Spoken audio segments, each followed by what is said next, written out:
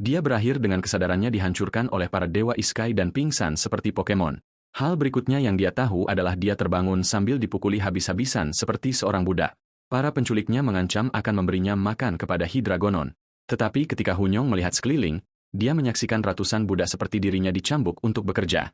Cambukan yang menyakitkan itu sudah cukup konfirmasi bahwa dia berada di dunia game. Hidrogen, mungkin maksudnya Hidragonon, adalah bukti lebih lanjut dari hal itu. Menganalisis wilayah tersebut, jagoan kita memerintahkan untuk membuka jendela status. Yang mengejutkan, sebuah layar biru muncul di hadapannya, menampilkan semua statistik, bakat, dan sifat tersembunyi miliknya. Hunyong tidak percaya dia benar-benar ada di sini. Anehnya, statistiknya bahkan melebihi batas tipikal 10. Bagian yang paling mengejutkan, dia memiliki akses ke 13 sifat tersembunyi. Sebelum memproses apapun, tanah bergemuruh di hadapannya. Para tuan budak ketakutan melihat kedatangan pasukan literal menuju ke arah mereka. Ratu Gurun telah datang setelah melanggar perjanjian mereka, memimpin mereka sebagai penjahat tingkat atas, Putri Ular. Hunyong melihatnya, mengingat namanya. Kedatangannya memulai misi utama pertama game. Satu-satunya tujuan, bertahan hidup, karena kegagalan akan mengakibatkan kematian karakter dan tubuh pemain di kehidupan nyata. Hunyong hampir tidak memproses informasi ini ketika ratusan budak secara aktif disapu bersih dalam hujan panah. Satu-satunya alasan dia masih berdiri adalah karena sifat tersembunyinya, hati raja berdarah besi, telah diaktifkan dan memaksimalkan bakat fisik. Dengan cara ini, dia akan menghindari kelelahan berlebihan dan akan mempertajam refleksnya. Dengan semua orang di sekitarnya mati seperti lalat, Hunyong bergegas bertindak untuk bertahan hidup. Dia mengambil pedang dan mengincar pria yang menyerang yang akan membunuhnya. Berkat sifat tersembunyinya, pria ini tiba-tiba menjadi ahli pedang dan menebas punggung pria itu. Dia bahkan berpose keren untuk kita kagumi saat sifat keduanya, ahli senjata, membantunya dalam pertempuran. Jagoan kita baru saja masuk ke dunia ini dan sudah mereka akan mengeroyoknya di level pertama. Seorang pria mencoba menusuknya dengan tombak, tetapi Hunyong mematahkan pergelangan kakinya seperti pemain NBA dan mengiris pantatnya. Ini adalah pertama kalinya dia menggunakan senjata khusus ini, tetapi kemampuan intuitif alaminya telah ditingkatkan ke tingkat di mana dia dapat menggunakan senjata ini seperti seorang ahli. Seorang, Habibi, datang berteriak dan menebas jagoan kita, tetapi Hunyong entah bagaimana dengan mudah mengelak. Bro telah membuka ultra insting dan dapat mendeteksi setiap serangan yang datang padanya. Dia bereaksi secara refleks dengan cepat juga, mengawasi setiap ayunan pedang musuh. Hunyong melancarkan serangannya, menusuk pria ini. Selanjutnya, dia menyiapkan kapaknya dan langsung menghabisi pria ini. Dengan satu lagi yang tumbang, Hunyong mendapati dirinya terengah-engah. Mereka yang mencoba menahannya tidak bisa mempercayai mata mereka. Pria ini adalah definisi dari monster. Meskipun hanya seorang budak rendahan di mata mereka, dia berhasil menjatuhkan beberapa petarung.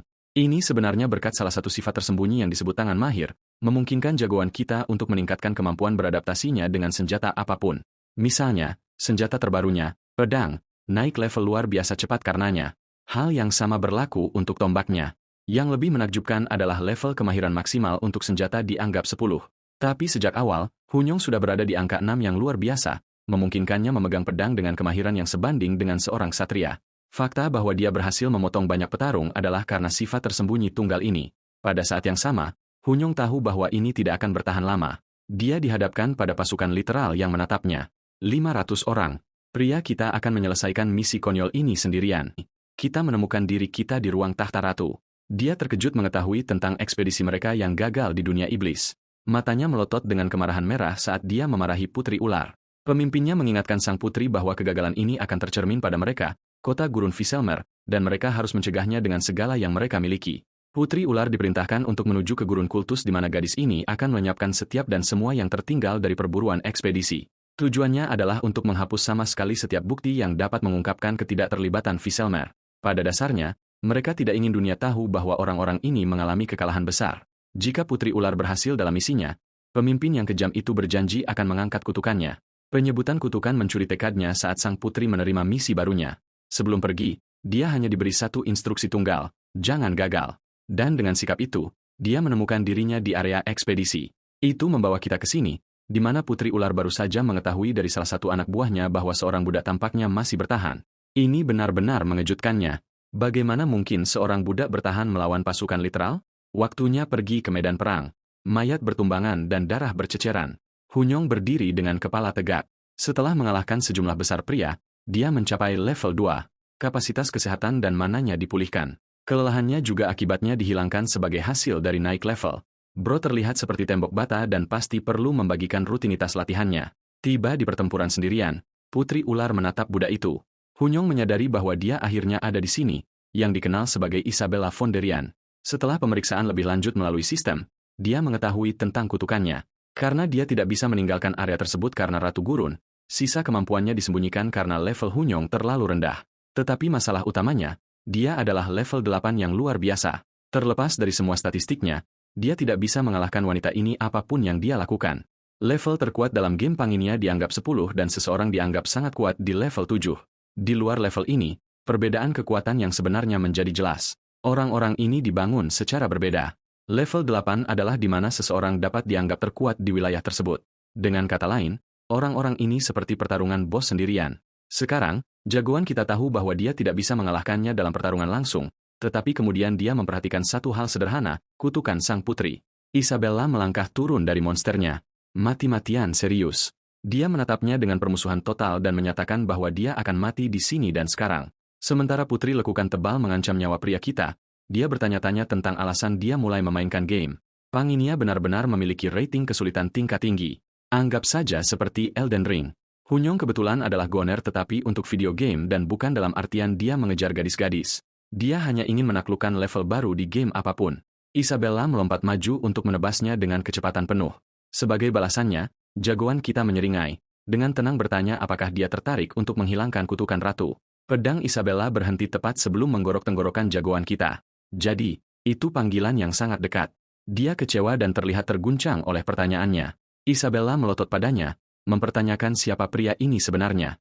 Hunyong datang dengan alasan yang memadai untuk situasi tersebut dan berbagi bahwa dia sebenarnya adalah pembawa bintang yang memimpin orang normal ke bintang-bintang. Dia bahkan memperluas tawarannya untuk mengangkat kutukan ratu, memungkinkan Isabella untuk keluar dari wilayah itu lagi. Tawaran ini mengejutkan gadis itu, menghantamnya lebih keras daripada mantannya. Masalahnya, pembawa bintang hanyalah kelas NPC yang harus dicapai oleh pemain manapun untuk mencapai level tertinggi. Kelas tersebut diperuntukkan bagi NPC normal. Jadi, sebenarnya, dia bukan pembawa bintang. Tetapi untuk menghilangkan kutukan, Isabella membutuhkan berkat dari salah satu NPC ini. Satu-satunya hambatan yang mengatur hidupnya adalah kutukan bodoh yang telah menjadikannya budak. Jadi, dia tidak punya alasan untuk menolak tawarannya. Putri yang gemetar itu berada dalam dilema. Ternyata Hunyong sebenarnya menciptakannya sendiri. Dia hanya kebetulan menjadi salah satu karakternya yang tidak beruntung yang tidak pernah dia pilih untuk dikejar. Kutukan dari sudut pandang pemain hanyalah pembatasan peta yang membatasi pemain ke area tertentu selama permainan. Namun, karakter pemain manapun dimaksudkan untuk menjelajahi dunia dan mengejar akhir mereka. Sayangnya, itu tidak terjadi pada Isabella, yang seperti burung dengan kebebasannya benar-benar dicuri darinya karena kutukan. Memecah keheningannya, dia meminta namanya. Memilih nama baru, Broix Randolph, dan itu juga menetapkan nama pengguna aslinya di sistem. Setelah kebuntuan singkat, sang putri berbalik, menghilangkan niat awalnya untuk membunuhnya segera. Pada saat yang sama, dia meninggalkannya dengan pengingat yang mengerikan. Jika dia ketahuan berbohong, dia secara pribadi akan mencabik-cabiknya. Penjahat itu menginstruksikan anak buahnya untuk secara pribadi mengawal jagoan kita, memperlakukannya sebagai tamu terhormat dengan penanganan premium. Dan begitulah cara misi pertama bertahan hidup akhirnya berakhir. Jagoan kita menghela napas lega. Dia mendapat nilai sempurna dan akhirnya mendapatkan banyak penghargaan, tetapi itu sangat melelahkan sehingga tubuhnya roboh setelah pertarungan. Hunyong bahkan tidak percaya dia selamat dari misi itu dan mendapatkan 220 poin secara total. Di adegan berikutnya, Bro dibawa ke kastil. Tiba-tiba, dia menikmati pengalaman mandi mewah. Hunyong menyoroti bagaimana jiwa Hidragon dikenal jatuh lebih awal dalam permainan. Lalu ada pedang Michaela. Hunyong berhasil memperoleh kedua item pada saat yang sama. Tetapi yang benar-benar tidak dia duga untuk didapatkan adalah pecahan emas yang rusak, alat penghubung antara realitas dan game. Pikirannya terganggu dengan sekelompok pelayan kelinci salju yang muncul dan bahkan menawarkan untuk mencucinya secara gratis. Hunyong tidak akan mengatakan tidak pada tawaran gratis yang konyol ini dan meminta mereka untuk mencuci kakinya. Saya tidak bercanda. Kita di sini mendapatkan Fitzhots. Wanita-wanita ini adalah pelayan pribadi Isabella.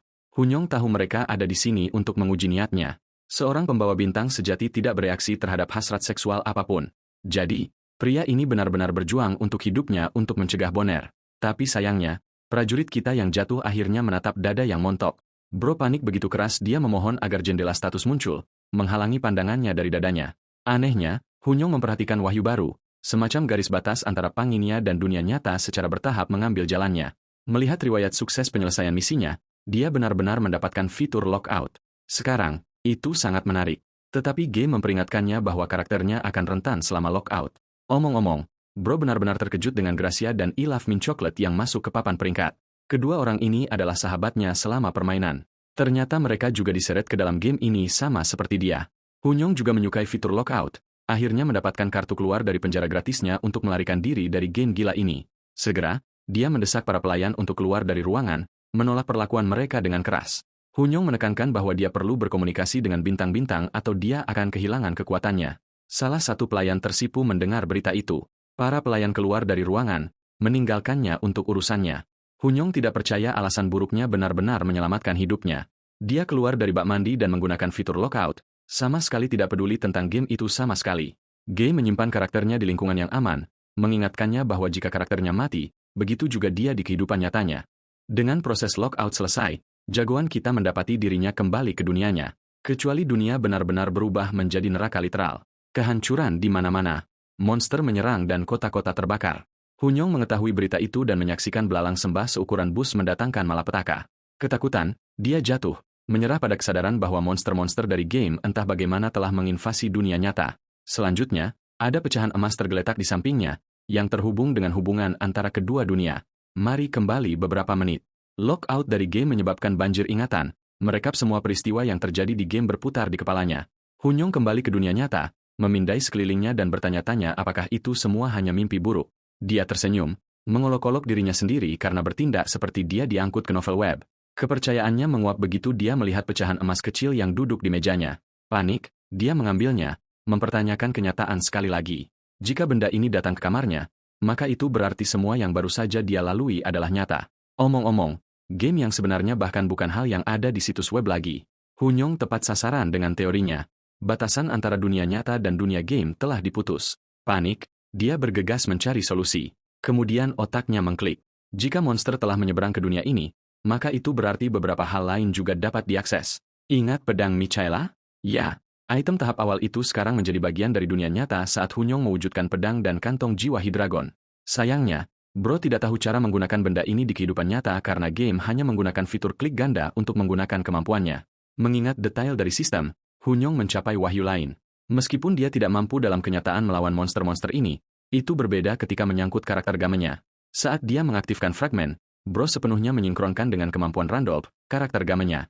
Proses sinkronisasi akan berlangsung selama sehari penuh. Jadi, mari kita kembali ke jalanan lagi di mana seorang ibu yang tak berdaya melarikan diri untuk hidupnya sambil menggendong putrinya yang lemah. Mereka sudah kehilangan pandangan dari suaminya. Lebih buruk lagi, Tuhan memutuskan untuk menjatuhkan mereka dengan puing-puing yang jatuh. Anda mungkin berpikir beberapa pahlawan akan menyelamatkan mereka, tetapi tidak. Yunji, gadis kecil itu, selamat sementara ibunya secara menyedihkan hancur ala Tokyo Ghoul. Pada saat itu, seorang wanita muda datang berlari untuk menyelamatkan mereka. Dia ingin membantu ibu yang benar-benar hancur. Satu-satunya keinginannya adalah agar putrinya dilindungi. Wanita muda ini menahan Yunji, memproses kehilangan itu. Tetapi saat dia terperangkap dalam kekacauan ini, dia tidak tahu monster itu merayap mendekatinya. Benda ini akan menelannya bulat-bulat. Tetapi saat itu, pahlawan kita tiba, merobek makhluk itu dengan tebasan pedangnya. Pria yang telah tiba bukanlah Hunyong yang menyedihkan, tetapi karakter gamenya, yang benar-benar menyerbu makhluk itu dan memotong-motongnya. Wanita muda itu terkejut bagaimana mereka berhasil bertahan, sementara pada saat yang sama bertanya-tanya siapa Gigacat ini. Belalang sembah lain datang meledak untuk menyerang jagoan kita. Dia berteriak padanya untuk melihat ke belakang, tetapi tidak ada yang perlu dikhawatirkan. Naga besar menghancurkan belalang sembah di antara giginya. Ingat Hydreigon? Ya, bos overpowered itu sekarang menjadi bagian dari persenjataan jagoan kita. Selamat datang di salah satu shot paling keren di seluruh cerita. Hunyong melompat di atas kepalanya sementara wanita itu memproses reaksinya. Dia bahkan tidak tahu apa yang nyata lagi. Sementara itu, gadis kecil Yunji membebaskan dirinya dan bergegas membantu ibunya. Hunyong kemudian melanjutkan untuk membantai monster apapun di jalannya. Naga berkepala 9 yang sama benar-benar menghancurkan medan perang. Mari kita bicara tentang kedatangan monster di dunia nyata yang menginvasi banyak negara selain Korea. Peradaban manusia menghadapi ancaman kepunahan yang akan segera terjadi. Tetapi bersama monster-monster itu muncul sekelompok pahlawan. Hunyong dan beberapa pemain lain dari game menjadi prajurit yang menebas monster-monster itu. Hewan buas yang sama yang benar-benar kebal terhadap peluru. Ada juga pemain normal yang bersumpah untuk melindungi umat manusia. Tetapi masalahnya adalah monster yang lebih besar dan lebih kuat akan segera turun, mengubah lintasan dunia nyata. Menonton rekaman dari kenyamanan rumahnya, seorang pemain bernama Masakre berpikir semua idiot ini menyanyiakan pecahan emas mereka. Sekarang setelah game bergabung dengan dunia nyata secara bertahap, Semua orang akan bersaing satu sama lain untuk bertahan hidup. Ini berarti para pemain yang memegang jumlah pecahan terbanyak di dunia ini pada akhirnya akan menjadi karakter terkuat. Omong-omong, peringkat yang sama yang tetap beku selama 2 tahun berubah juga dengan Randolph melibas persaingannya di tempat pertama. Ini memunculkan pertanyaan apakah pria ini sebenarnya Phantom. Phantom juga dijuluki Ghost. Itu sebenarnya karakter Hunyong yang paling dikenal dengan kedua nama itu.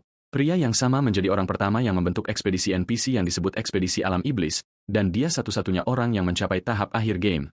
Meskipun pertempuran terakhir itu mengakibatkan kekalahan total bagi Phantom, tanpa diragukan lagi, dia dianggap sebagai pemain terbaik tak terbantahkan dari game Panginia. Bro di sini membawa 1% aura Fakar. Masakre memiliki teori, percaya bahwa pemain yang memegang karakter Phantom pasti telah dipanggil dalam game saat ekspedisinya menjadi bumerang. Meskipun peralatan dan penampilan seseorang benar-benar diatur ulang, mereka masih dianugerahi sifat-sifat karakter sebelumnya. Dan itulah penjelasan logis mengapa Randolph memiliki setiap kemampuan rusak dari karakter gamenya yang sebenarnya. Berbicara tentang jagoan kita, dia bangun kembali di bak mandi. Dia kembali dalam game, merenungkan keadaan baru dunia nyata monster. Setidaknya situasinya telah menjadi lebih jelas dari sebelumnya. Hunyong bahkan menegaskan bahwa dia hampir menyelesaikan game dengan karakter sebelumnya dan hanya kalah di akhir. Satu hal yang memperlambat kemajuannya adalah tentara bayaran yang dia sewa di sepanjang jalan bersama dengan beberapa NPC yang mengkhianati kelompoknya. Meskipun perencanaan terbaik yang bisa dia pikirkan, orang-orang ini merusak segalanya dengan malapetaka pengkhianatan yang tak terhindarkan. Tetapi bagian yang menarik adalah bahwa orang-orang yang sama itu dapat dipanggil sama seperti dia di dalam game. Masalahnya, ada orang di luar sana, pemain yang cemburu, yang ingin melihat Phantom gagal. Itu sebabnya mereka mengkhianatinya. Jagoan kita sepenuhnya mengerti bahwa para pembencinya akan mengejar kepalanya bahkan sekarang.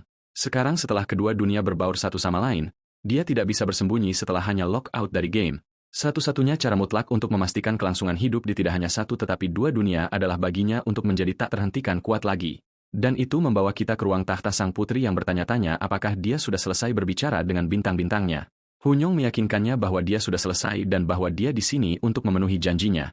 Namun, dia memiliki syaratnya sendiri. Sementara Isabella memberi isyarat kepada pelayannya untuk keluar dari ruangan, pembawa bintang menyuarakan kondisinya, mendesak Isabella untuk membawanya ke tempat suci, sebuah permintaan yang mengejutkannya. Dia bahkan menyebutnya gila karena meminta hal seperti itu. Jagoan kita tahu bahwa misi berikutnya melibatkan dia memperoleh kelas, dan dia mengincar untuk mendapatkan yang spesifik. Dia memanipulasi Isabella seperti pion, mengerahkan strategi gaslighting ahli dengan berbagi bahwa ada bintang di tempat suci. Malam tiba saat seorang wanita berjalan di antara mayat yang berlumuran darah. Itu adalah sang putri yang telah membantai semua orang di jalannya. Menguntit di belakang adalah jagoan kita yang terkejut dengan keterampilan luar biasanya untuk menghabisi seluruh tim penjaga. Dia adalah sekutu yang sempurna untuk misi ini. Mari kita putar kembali beberapa jam. Pria ini baru saja menyuruhnya membawanya ke tempat suci. Isabella terkejut mengetahui tentang bintang rahasia ini di tempat suci. Hunyong memastikan untuk menjaga detailnya ambigu dan benar-benar mengungkapkan bahwa dia menemukan bintang keempat secara kebetulan. Dia adalah satu-satunya pemain yang tahu tentang lokasi tepatnya juga. Menggunakan informasi ini, dia memberitahu Isabella bahwa itu adalah satu-satunya cara kutukannya akan diangkat. Sang putri keberatan bahwa tempat suci adalah tempat suci di mana tidak semua orang bisa pergi. Tetapi kemudian dia mengingatkannya bahwa dia memiliki akses ke sana. Untuk menanamkan ketakutan akan kelangkaan, dia dengan ahli memanipulasinya dengan mengatakan itu adalah satu-satunya kesempatannya untuk melarikan diri dari gurun.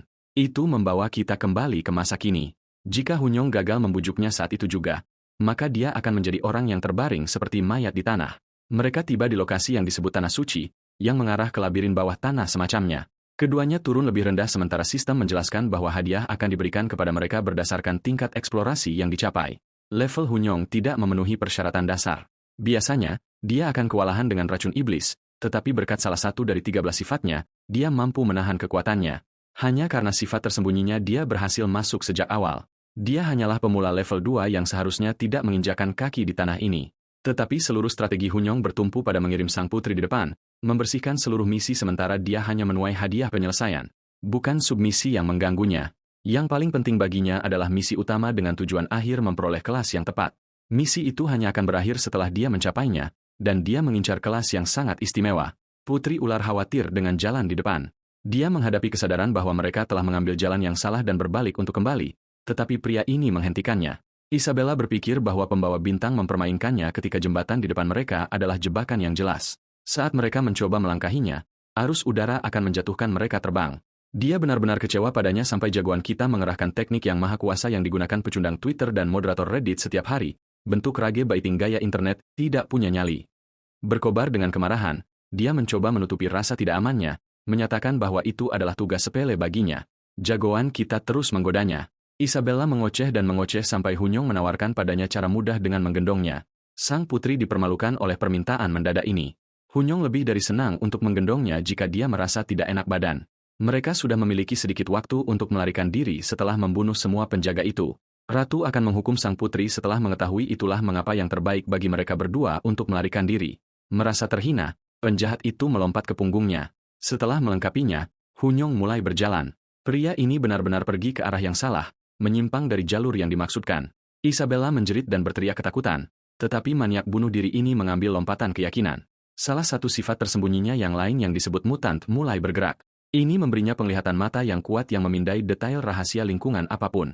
Hunyong berlomba di jalur tak terlihat ini, mengejutkan sang putri dengan pengetahuan rahasianya. Dia bahkan tidak bisa memahami bagaimana pembawa bintang memiliki akses ke informasi ini, bahkan dengan semua pengetahuan di dunia. Lucunya, jagoan kita menggodanya kembali karena takut akrobatik. Godaannya yang berkelanjutan mengganggunya karena pria ini terlalu santai untuk situasi yang mereka hadapi. Bukan berarti dia berpura-pura percaya diri. Seolah-olah dia disambut sebagai teman lamanya setelah bertahun-tahun. Isabella secara langsung mempertanyakan keakraban mereka dan bertanya apakah mereka pernah bertemu sebelumnya. Hunyong mengatakan kepadanya bahwa mereka belum pernah bertemu di lokasi yang sama. Dia bahkan mengakui bahwa dia telah melihatnya dari satu sisi, tetapi dia belum pernah melihatnya. Menggunakan gerbang, keduanya melewati dan berteleportasi ke domain yang berbeda. Hunyong mendeteksi penghalang domain dan menyegarkan ingatannya untuk ancaman yang masuk. Batu-batu yang tergeletak di dekatnya tiba-tiba mengambil bentuk manusia, terwujud menjadi golem batu, memancarkan energi merah. Monster golem yang kuat ini disebut penjaga. Hanya dari ukuran runenya yang besar, jagoan kita menduga bahwa mereka berhadapan dengan bos yang kuat. Satu pukulan saja dari bos semacam ini akan menghancurkannya seperti serangga. Dia bertanya-tanya apakah kaki Isabella baik-baik saja, menggodanya lagi.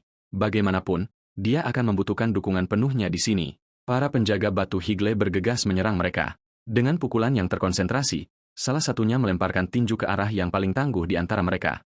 Putri ular itu menyeringai, menunjukkan kepercayaan diri, dan dalam satu gerakan menebas golem itu lebih dari selusin kali. Seketika, lengannya hancur berkeping-keping. Jujur saja, dia putri paling keren yang pernah kulihat akhir-akhir ini. Isabella meyakinkan jagoan kita bahwa pertarungan ini akan segera berakhir. Melompat menggunakan puing-puing, dia menyerang ke arah penjaga. Menargetkan runenya, dia melepaskan tebasan horizontal yang ganas. Sementara itu, suami rumahan, Hunyong, benar-benar terkesan.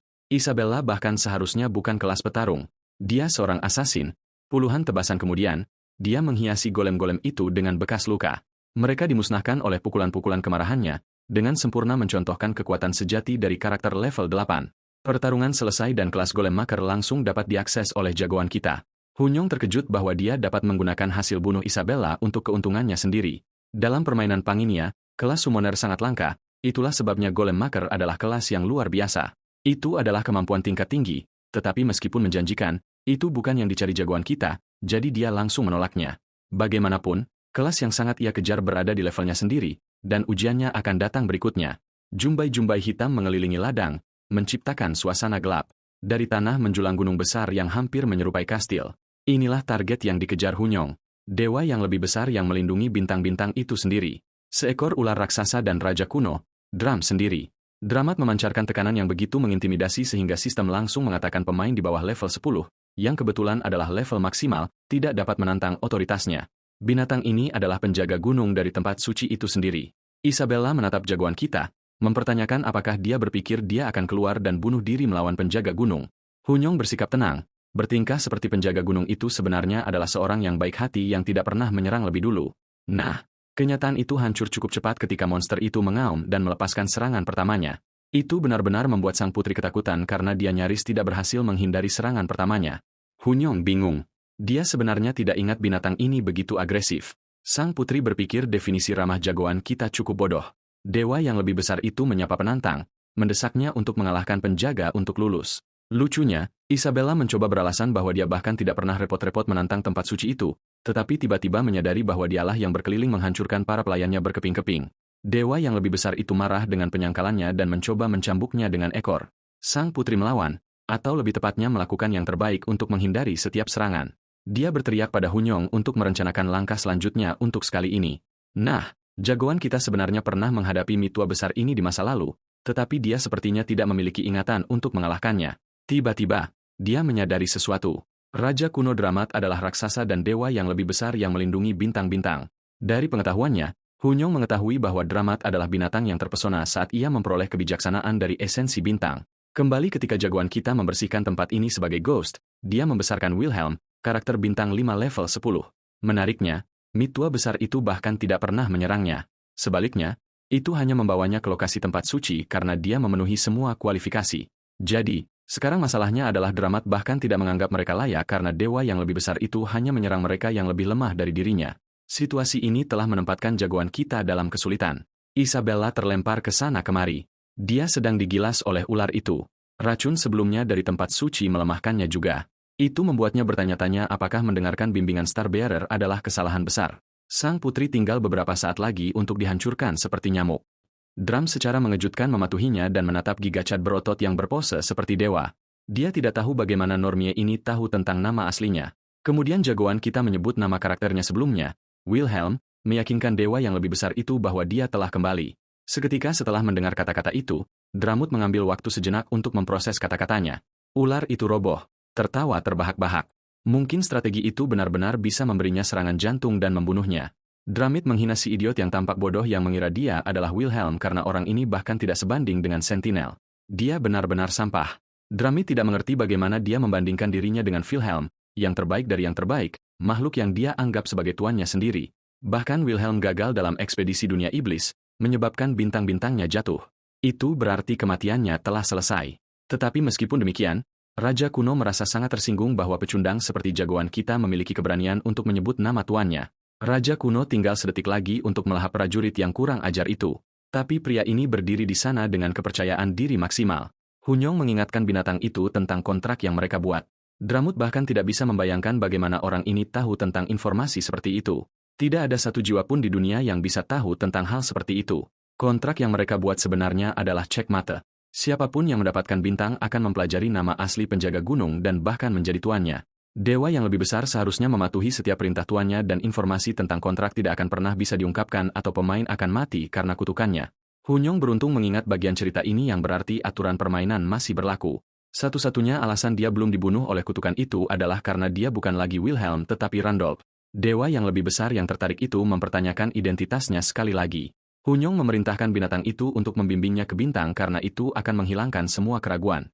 Tetapi ide ini konyol bagi penjaga gunung karena orang ini bahkan tidak memenuhi persyaratan dasar. Tetapi Hunyong sangat yakin, menyatakan bahwa dia tidak keberatan mempertaruhkan kematiannya. Menerapkan strategi Twitternya lagi, dia memancing kemarahan ular itu dengan pendekatan no balls yang sama. Dewa yang lebih besar itu menertawakan makhluk menyedihkan yang bisa mati karena satu pukulan. Dia bertanya-tanya apa yang membuat orang ini begitu percaya diri. Hanya untuk mencari tahu itu, dia berbalik untuk membimbingnya ke lokasinya. Drummond bermaksud menggunakan bintang itu untuk menjadi hakim tertinggi. Beberapa saat berlalu, Isabella terdiam. Mereka telah tiba di lokasi yang suram, yang membuatnya bertanya-tanya apakah bintang itu benar-benar ada di sini. Jagoan kita meyakinkannya bahwa benda di altar itu sebenarnya adalah bintang itu sendiri. Yah, itu hanya tengkorak tulang belaka. Isabella kecewa, tetapi Hunyong mencatat bahwa itu sebenarnya wajah Leah. Dewi kembar dunia itu mati dan tubuhnya tersebar menjadi 32 fragmen di seluruh benua. Fragmen-fragmen ini sebenarnya dianggap bintang di dalam dunia. Mereka adalah katalisator yang sama yang dapat digunakan untuk mencapai transendensi. Dan sekarang, Hunyong memegangnya di tangannya. Seketika, pusaran api melahap seluruh dirinya saat api melesat ke atas. Isabella khawatir tentang dia. Sementara dewa yang lebih besar itu tertawa, dia tahu ini akan terjadi. Tidak ada manusia biasa yang bisa mendekati bintang tanpa memenuhi persyaratan. Drum bahkan merayakan kematian manusia rendahan itu. Lucunya, jagoan kita sebenarnya baik-baik saja di dalam. Dia tidak tersentuh oleh api, mencatat bagaimana bintang itu secara khusus membunuh pemain hanya jika seseorang mencoba berbuat curang. Tetapi dalam kasus ini, Hunyong berhasil melewati Raja kuno dengan negosiasi yang sebenarnya. Masalah sebenarnya adalah mendapatkan kelas impiannya. Masalah dengan memperoleh bintang tanpa memiliki kelas sebelumnya adalah bahwa bintang itu biasanya memberinya versi kelasnya sendiri. Ini adalah sesuatu yang belum pernah dilakukan Hunyong sebelumnya. Semua 13 sifatnya mulai menyala, mewakili keterampilannya dari karakter maksimal sebelumnya. Bintang itu menganggapnya sebagai makhluk yang mampu menghadapi kehancuran. Itu hancur berkeping-keping. Mananya melonjak melalui tubuh Hunyong dan menjadi bagian darinya. Dia sekarang memiliki akses ke keterampilan baru yang disebut Star Pierce dan Blessing of the Stars. Setelah mencapai transendensi, efek bintang akan secara permanen tetap bersamanya. Dengan ini, dia telah memperoleh kelas star successor. Isabella tetap bingung. Dia tidak percaya bahwa pria ini secara alami menyerap bintang secara keseluruhan. Setelah kekacauan selesai, Hunyong menyapa sang putri dan bertanya apa yang akan dia lakukan setelah kutukan itu diangkat darinya. Sang putri mengungkapkan bahwa dia hanya ingin meninggalkan gurun yang payah ini untuk mencari garis keturunan keluarganya. Hunyong senang memberkatinya dan menghilangkan kutukan dengan satu syarat. Satu-satunya persyaratannya adalah dia melayaninya, yang merupakan pilihan kata yang menarik, selama 1 tahun penuh. Setelah itu, mereka berdua akan pergi mencari keluarganya bersama-sama. Sekarang, masalahnya adalah Isabella takut akan murka ratu bahkan setelah melarikan diri. Dia takut untuk tunduk pada individu lain, tetapi Hunyong meyakinkannya bahwa dia berbeda. Gerakan bermaknanya berbicara padanya. Putri ular itu berlutut dan mengakui ketundukan murni kepada tuannya. Tunggu, apa? Hunyong memberi selamat padanya karena telah membuat keputusan yang benar dan kemudian kembali ke Dramot, mengejek ular ini karena tidak mempercayainya lebih cepat. Saatnya untuk karma lama yang baik. Jadi Hunyong menuntut Mi itu untuk membungkuk di hadapannya seperti ular yang baik. Berkat transendensinya, banyak konstelasi bergaya tempur kini mulai tertarik pada evolusi Hunyong. Ketika berita tentang pengkhianatan Isabella mencapai Ratu Gurun, dia tercengang dan segera mengeluarkan perintah untuk menangkap mereka berdua segera. Di dunia luar, orang-orang mulai berspekulasi identitas pemain Randolph baru ini. Mereka pikir itu adalah pantom di balik layar karena seseorang mendapatkan skor lebih tinggi dari Gracia tidak mungkin sebaliknya. Sekarang setelah veteran 5 tahun itu kembali ke permainan lagi, petinggi mengalami kesulitan. Mereka mencoba menghubunginya di masa lalu dan tidak mampu melacaknya. Tetapi saat itu dia bukan pemain sungguhan. Dengan penggabungan kedua alam, segalanya lebih mudah. Mereka ingin mencoba memancing dan memancingnya keluar. Semua orang tahu bahwa main Quest 3 akan membutuhkan banyak item darinya jika dia ingin menjamin tempat pertama lagi. Mari kita bicara tentang memancing terlebih dahulu. Ini adalah taktik umum yang digunakan di aula lelang rahasia tempat para pemain menukar item. Mereka mengunggah item tingkat atas dengan harga rendah, kemudian menggunakan kemampuan kembar melalui jimat untuk melacak lokasi pembeli. Para pemula akhirnya membeli item lelang murah, berpikir itu adalah Style of the Century, tetapi kemudian para pemain yang memasang lelang dengan mudah melacak mereka dan membunuh mereka. Masalahnya adalah mereka berhadapan dengan pantom, jadi orang itu pasti akan melihat melalui strategi ini. Kecuali cewek gila ini entah bagaimana berpikir rencana itu akan berhasil. Dia adalah greatest ass of all time, percaya bahwa pria seperti dia mungkin benar-benar mencoba merebut item mudah dari pelelangan. Cewek gila ini bahkan menyarankan untuk menculik pria itu dari dunia nyata setelah mengungkap informasinya. Gadis itu sangat gila sehingga kedua pria itu di sini memanggil polisi untuk melaporkannya karena menguntit. Gadis itu gembira, bertanya-tanya kehidupan seperti apa yang harus dijalani pemain luar biasa ini. Itu adalah jenis pola pikir yang sama yang dimiliki banyak penggemar selebriti, berpikir bahwa mereka semua menjalani kehidupan yang sempurna. Di latar belakang, Massacre sedang melihat papan peringkat.